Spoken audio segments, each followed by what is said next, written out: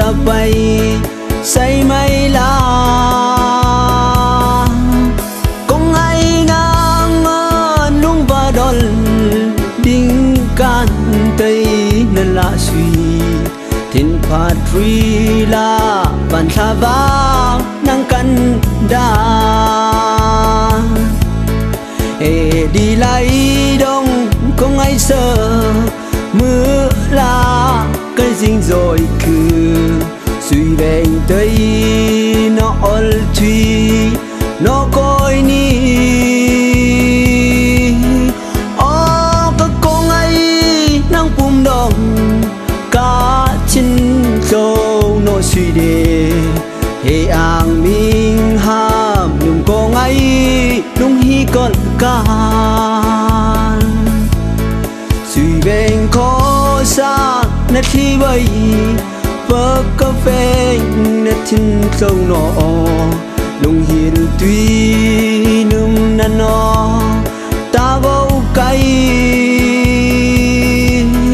dan ngay say har bayang la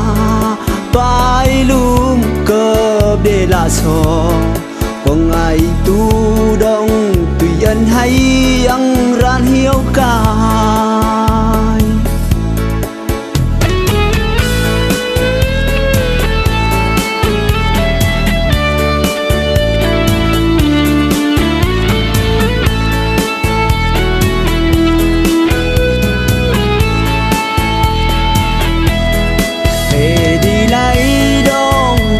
sợ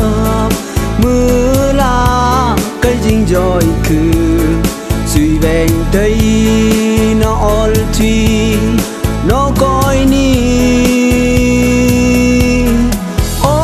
các con ấy năng bùm đỏ cá chín dâu nó suy đề hệ ang minh ham nung con ấy lung hi con ca